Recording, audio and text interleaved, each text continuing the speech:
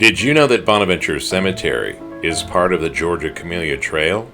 Blossoming from December to March, many Bonaventure camellias were seeded from gardens in the historic district, often referred to as the winter rose, as they symbolize reward after hardship and are one of the first signs of spring.